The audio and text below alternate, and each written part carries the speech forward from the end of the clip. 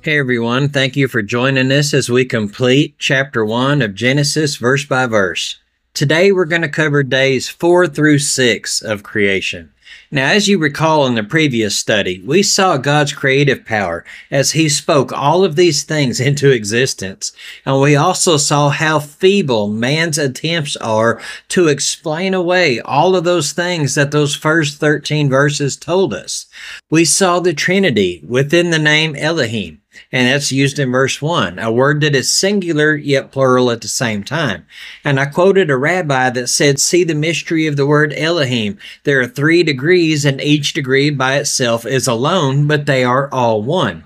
So far, within 3 single 24-hour days, God has created the heavens and the earth. He has brought into existence light in a world that had no sun or moon yet. There was a vapor canopy covering the earth above, causing a greenhouse event. Global temperatures were moderate everywhere, and an environment was made where humans and animals could have lived 900 years or more, could have lived longer if it were not for sin. We saw God command dry land to appear using singular terminology, and how science agrees that there was a supercontinent named Pangaea. We saw God create vegetation and fruit trees and all plant life necessary to sustain living biological organisms that will need to eat daily. But there are still a few more things that God is going to do before He turns humanity loose to tend this earth. So we'll go ahead and pick up in day 4, in which it starts to appear that God is just showing off now at this point, because His creative power is absolutely stunning. In Genesis chapter 1, let's pick up with verses 14 through 19. Then God said, let there be lights in the expanse of the heavens to separate the day from the night, and let them be for signs and for seasons and for days and years. And let them be lights in the expanse for the heavens to give light on the earth. And it was so. God made the 2 great lights, the greater light to govern the day and the lesser light to govern the night. He made the stars also. God placed them in the expanse of the heaven to give light on the earth, and to govern the day and the night, and to separate the light from the darkness. And God saw that it was good. There was evening, and there was morning, a 4th day. As we try to take in all that happens here, I want us to imagine what life must have been like on a planet before electricity, before oil lanterns, or before even candles were made. You know, when I lived in town, it was never really dark outside. There's always light emanating from somewhere. But when I moved out to the country on a cloudy night, I actually experienced darkness so thick that you could not see your hand in front of your face. I thought it was just a cliche. I have noticed that when friends who live in town come out to my house in the country, they marvel at the sky at night. They say, you've got so many more stars here. I'm like, you share the same sky that I do. There's just less artificial light polluting your view. Sometimes mankind just has to get out of the way to get a better view of our Creator and His amazing works. I wonder if the first decades in the life of Adam and Eve, how long did it take them to discover fire as a source of light? Well, they wouldn't need fire for heat in that climate. They wouldn't need it to cook, because in the beginning they ate plant life. But I wonder if God showed them the use of fire for light, or if they found this on their own, and how long did it take them to discover it? Now, Google will tell you that mankind didn't have artificial light until 500 BC, when they used volcanic glasses in bamboo or torches made with animal fat. Really? Come on. We find candles and lamps in Egypt and in the tabernacle after the Exodus. Once again, the Bible bats 1,000 and Google strikes out. Here we have on day 4 the creation of sources of light that will light the earth independently from the light that comes from God Himself. As we said last time, Revelation paints a picture of our eternal home having no sun and no moon, but the Lord will be our light. These celestial bodies were created for more than just light, though. Verse 14 says, let them be for signs and seasons and for days and for years. So we use the sun to mark terms of days, months, and years. One rotation of the earth is one period called a day, day and night. We follow the pattern used by God in creation to establish this happening 7 times being a week. However, the Jewish nation does things quite differently than we do. They never adopted the Roman or the Gregorian calendars like other cultures have. The Roman calendar adds a day to the calendar every 4 years. We call this what? Leap year. The Gregorian calendar does the same, only when the year is divisible by 100 and not divisible by 400. That would just be too confusing.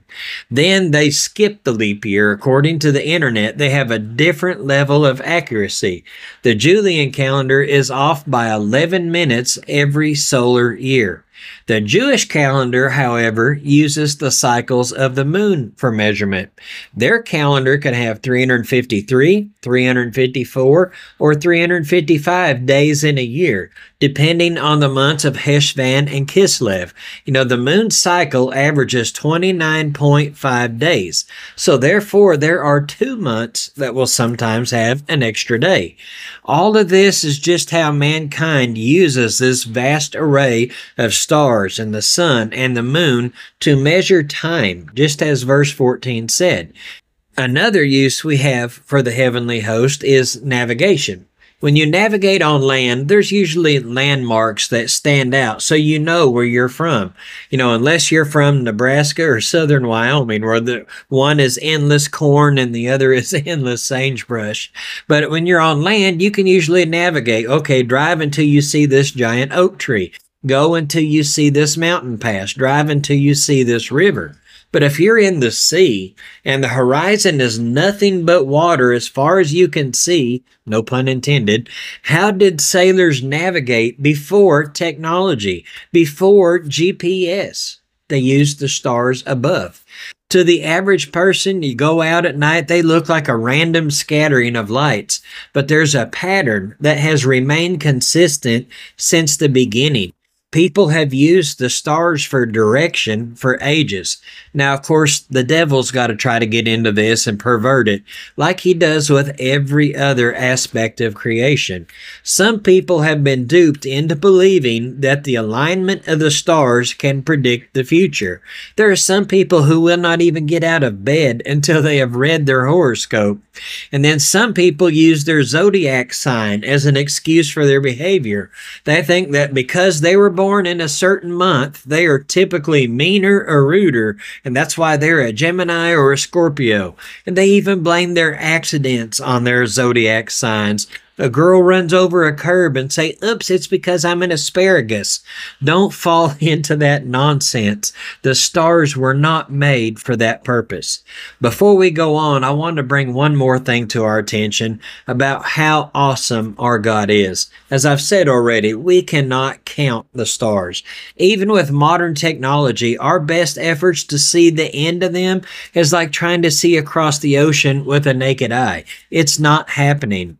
An endless array of all of these celestial lights in orbit, countless galaxies that mankind will not even be able to explore.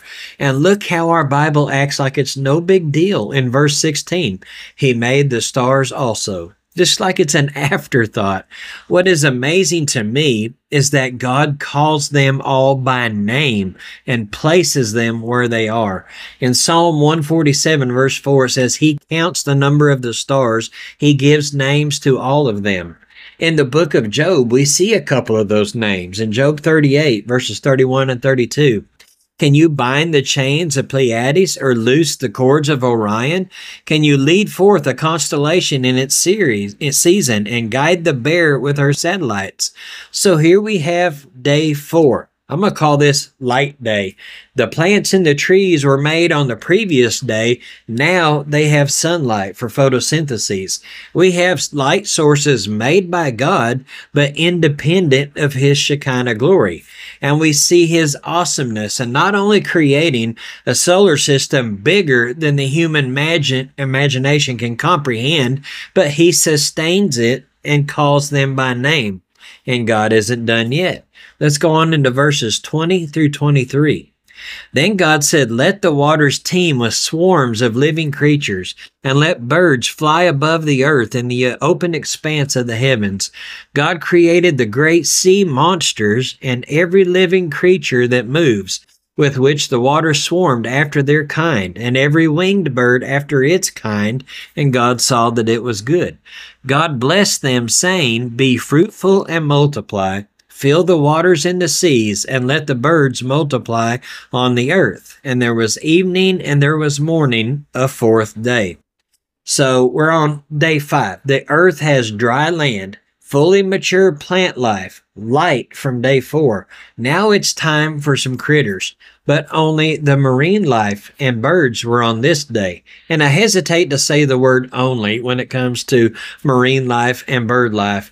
Think for a minute about every variety of bird species.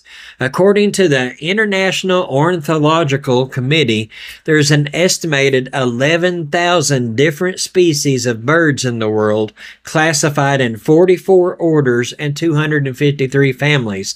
Now I'm going to name them all for you. No, I'm just kidding. Don't tune out. But on that note, we're going to see in later studies where God presented all of these living creatures to Adam to see what he would name them. Can you imagine how exhausting that would be? We're just, look at these massive numbers. That just represents the ones that exist today, not including all the other numbers that have gone extinct.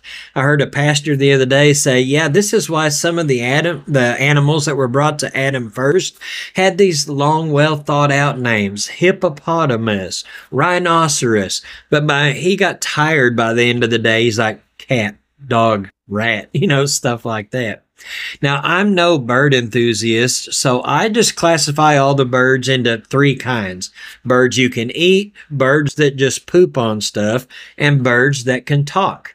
Now, I imagine the first person to ever hear a parrot speak was probably not okay for a few days. I bet they freaked out.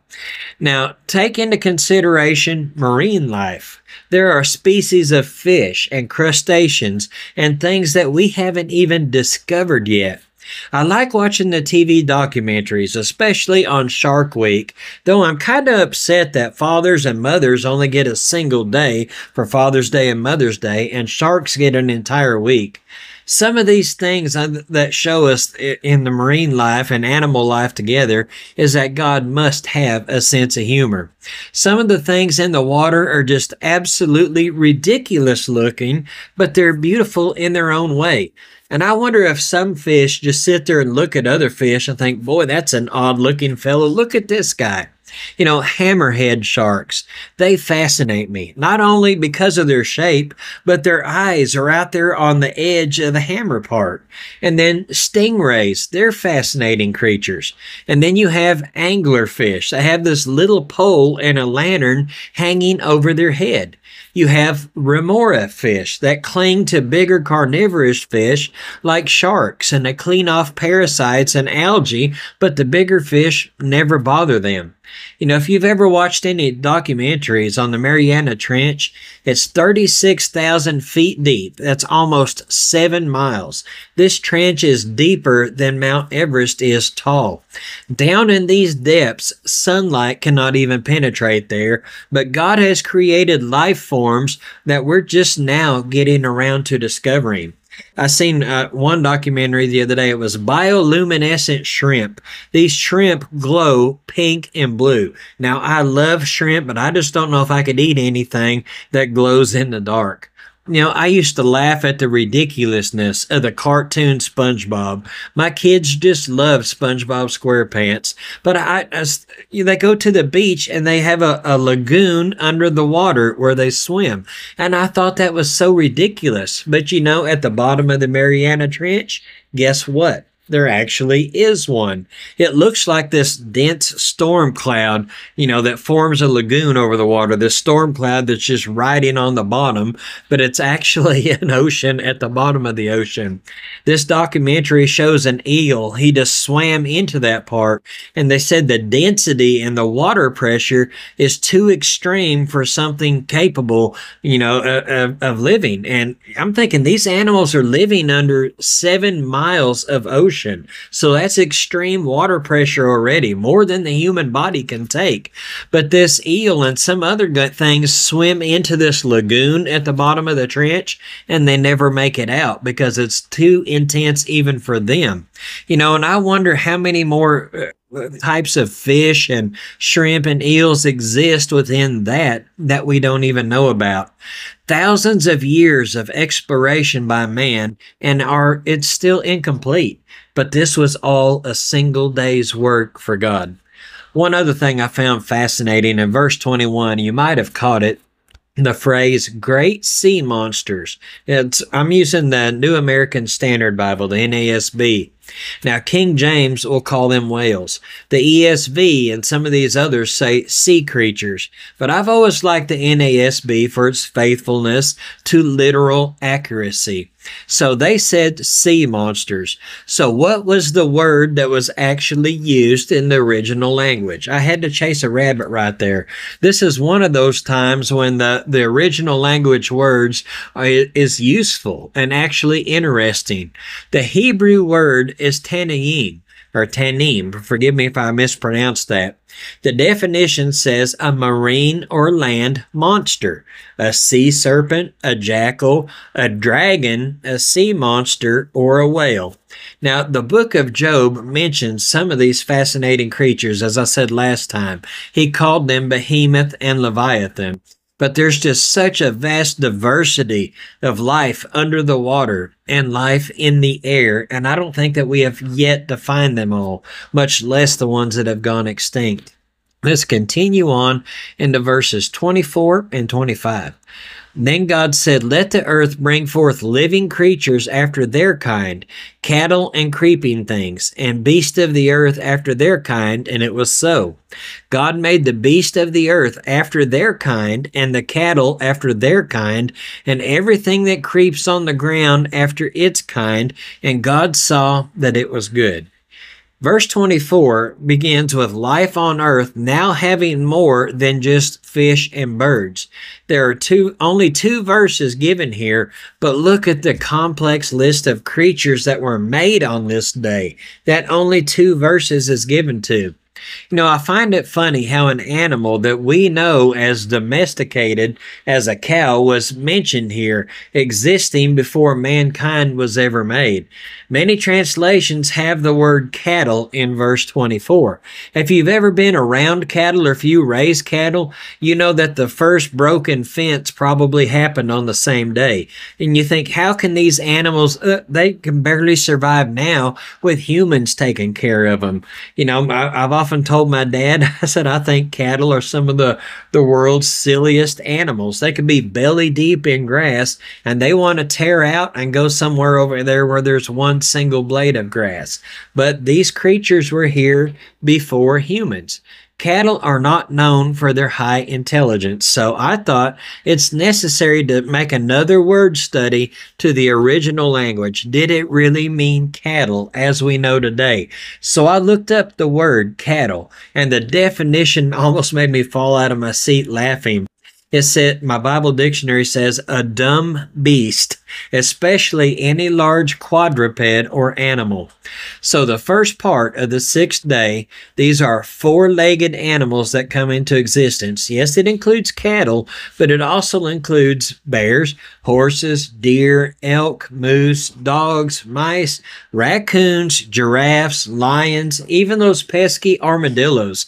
Now, personally, I don't think cats existed until Satan was cast down to the earth and started causing trouble for mankind. Oh, I'm just kidding. Don't leave me hateful comments. It's just my opinion on cats. Notice that all of these things, when they were created with apparent age. Just like the plants and the trees. They're not eggs, they're not embryos, they're not seeds. They're fully matured animals capable of reproduction. And every species according to its kind. Not all of these species evolving from a single amoeba in a pond and forming different things over billions of years, unless it happened in extreme measures and extremely fast, made giant leaps, like a chicken laid an egg, the egg hatched, and a tiger came out. That would be the only way that evolution could possibly happen. But the fossil record, as we said, has absolutely no support for evolution. Now, we said before, many species have gone extinct from that time until today.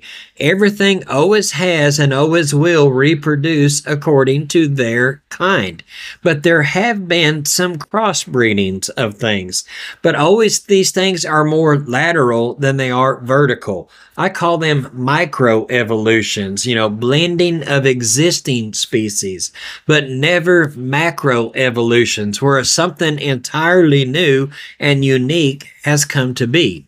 Mankind has made something called the boysenberry. I heard a pastor talk about this the other day. A boysenberry is a cross between the European raspberry, the European blackberry, the American dewberry, and a loganberry. But it's still a berry. You cannot combine berries and make a banana or a pineapple, or you can't make a gorilla out of combining berries. Mankind has made a useful creature through crossbreeding that we call a mule. They did this by crossbreeding two animals that already existed. They didn't create something out of nothing like God did, but even the mule has its problem. As you know, mules are the offspring between a female horse and a male donkey. They have 63 chromosomes. A donkey has 62, a horse has 64, so the mule has 63. This uneven chromosome count makes mules sterile. There has been successful crossing between cattle and buffalo, if you want to call the beefalo a success. But then again, this is just crossing of two pre-existing creatures. Left alone, nothing is going to evolve into a different creature, but everything according to its kind. Now, I love the Word of God, and I believe it is without error. It is inspired by God. I believe in its incredible accuracy. It's accurate historically. It's accurate prophetically. The Bible is without error. But if I was to ever disagree with a part, it would have to be the last part of verse 25. And hear me out on this, because I only disagree on the surface. Everything that creeps on the ground after its kind, and God saw that it was good. This includes spiders, snakes, ticks, fleas, chiggers, fire ants, wasps, roaches. I don't call any of those things good, but God did, because He made them for a purpose. Everything has a purpose, even if we don't understand what it is. The ugly old buzzard, the magpie, and all these other vultures, they seem disgusting. You see them eating rotting dead animals on the side of the road, but where would we be without them? They are nature's cleanup crew. We may not understand the importance of every individual living thing, but God made them for some reason. Maybe for us to discover in the future. Maybe somebody will invent a car that runs on ticks and parasites one day. Who knows? But every time a species of anything goes extinct, it leaves a hole in creation. Something that was beneficial to the environment in some way leaves a void in its absence when it's gone. It may be unnoticed to the human eye sometimes. It may not affect our life at all, but I can guarantee you that other creatures are affected. So now we have fish, birds, animals, and all of these creepy crawlies, but God isn't finished yet. The sixth day continues in the following verses 26 through 28. Then God said, "Let us make man in our image, according to our likeness. Let them rule over the fish of the sea, and over the birds of the sky, and over the cattle, and over all the earth, and over every creeping thing that creeps on the earth." God created man in His own image. In the image of God, He created him. Male and female, He created them. God blessed them, and God said to them, "Be fruitful and multiply. Fill the earth, subdue it. Rule over the fish of the sea and the birds of the sky and every living thing that moves on the earth." Did you notice the plurality of the pronouns in verse 26? Let us make man in our image. Again, still in the first chapter of Genesis, we have yet another reference to the Trinity. We have the Father. In the beginning, God. We discussed the meaning of Elohim. We had the Holy Spirit in verse 2 hovering over the water. When the Apostle John began his gospel account with nearly identical language to Genesis, he told us exactly who is the us and the our in that verse. In John chapter 1, verse 1 through 3, he says, "In the beginning was the Word. The Word was with God, and the Word was God. He was in the beginning with God. All things came into being through him, and apart from him, nothing came into being that has come into being." All three members of the Godhead are mentioned yet again. So God creates humanity. Mankind, actually just one man for the moment. We'll have a fuller picture of this account when we get to chapter 2. But think about this phrase, created in the image of God. Now that doesn't mean that God has 2 arms, 2 legs, 2 eyes, 2 ears, and they're between 5 and 6 feet tall, until he took on human flesh when Christ was born, that is. But man is different from every other order of created being, because he was created consistent with God. This means there's an enormous difference between human life and animal life. Though we are biologically similar to certain animals, we are distinct in our moral, intellectual, and spiritual capabilities. We have those capabilities that the animal kingdom doesn't. Some scientists swear that we evolved from gorillas and monkeys. They might have, but the rest of us did not. Scientists tried to tell us of a time when dinosaurs ruled the earth, but that's refuted by God's command in verse 26 when we were created, and it says, "Let them rule over the fish and the sea and the birds of the sky, the cattle of the earth, and every creeping thing that crawls upon the earth." When God made this world, he made mankind to work it and to tend to everything. Life was great then. You got to work in your garden all day in a world with great temperatures year-round. No thorns, no sunburn, no allergies, no sickness, no aging, no death. But mankind had been placed in charge of the earth, not the dinosaurs, or some house cats tend to think they're in charge of the earth. And they didn't exist millions of years before humans, maybe a couple hours, but we were created on the same day, according to the Bible. Being created in the image of God means much more than just being placed at the top of his created world. It means that we are capable of and created to have a relationship with him, have a personal relationship with our Creator. Nowhere are we told that angels are made in the image of God. Angels cannot have the same kind of relationship of love and fellowship of God that we can. They will never get to experience forgiveness and redemption like we can through the sacrifice of God's Son. I love what David Guzik said about humans being made in the image of God. This is a quote from him. "This means the incarnation was truly possible. God could really become man in Jesus because although deity and humanity are not the same, they are compatible. Though God does not have a physical body, he designed man so his physical body could do many of the things that God does: see, hear, smell, touch, speak, think, plan, and so forth. Another thing he mentioned is that the body of man should be regarded as the best receptacle or the best vessel. The Bible tells us many times that angels have taken on the form of men when they tended to us. That's how the angels approached Abraham. They took on the form of men. They took on the form of men when they went to Sodom to get Lot out of there. That is the most radical way that God revealed himself to us, is by becoming like us in Jesus. All of the host of heaven declare his glory. You cannot look at this planet and the stars and all of the biological diversity and say that it was nothing other than God.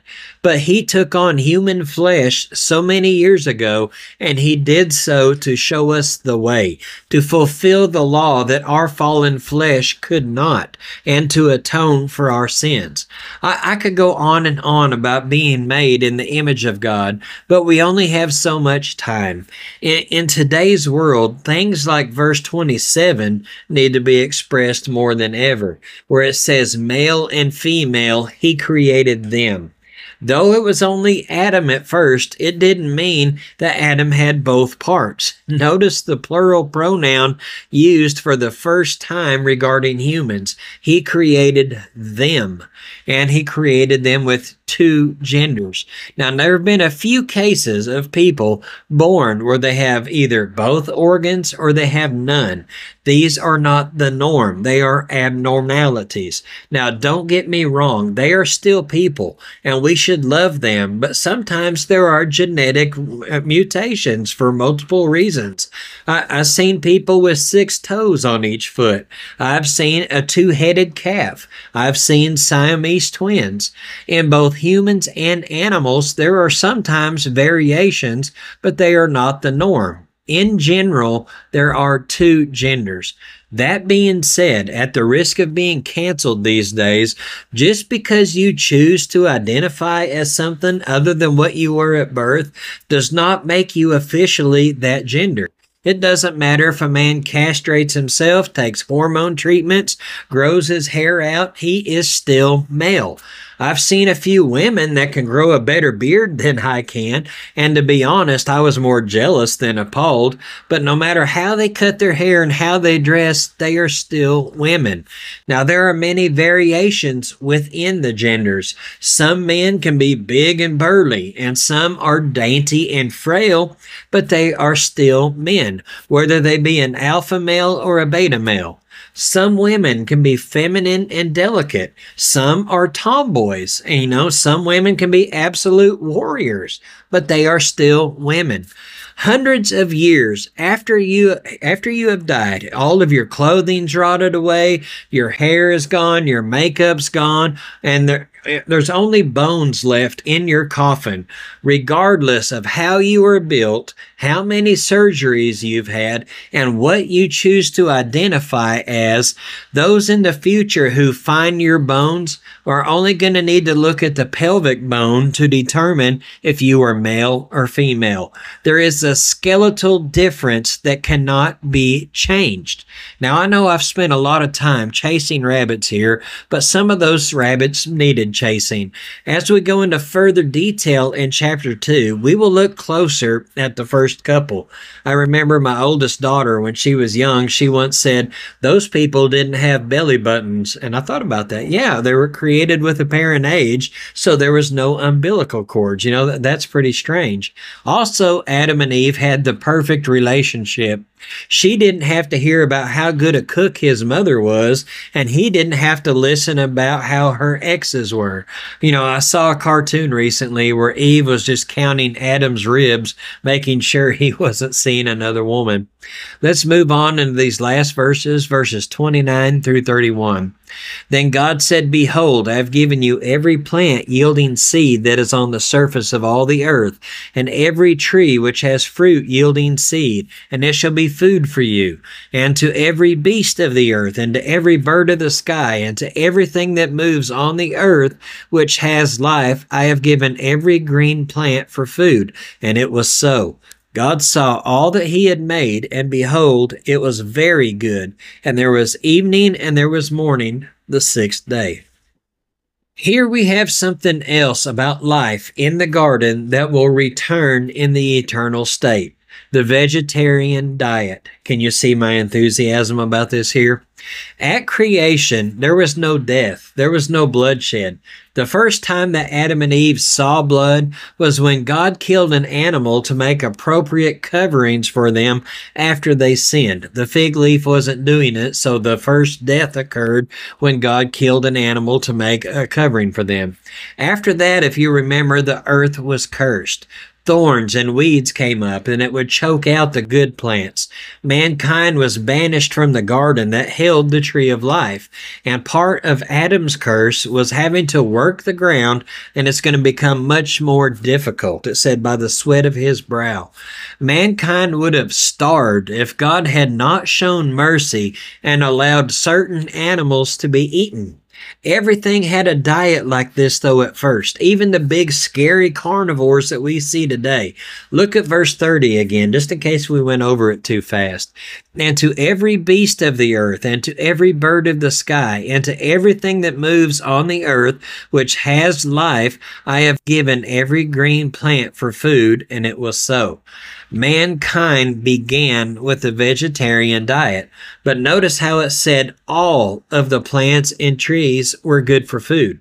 You didn't have to worry about what kind of food it was. You didn't have to stop in the garden and Google this plant using, your phone to find out if it's edible or if it's toxic.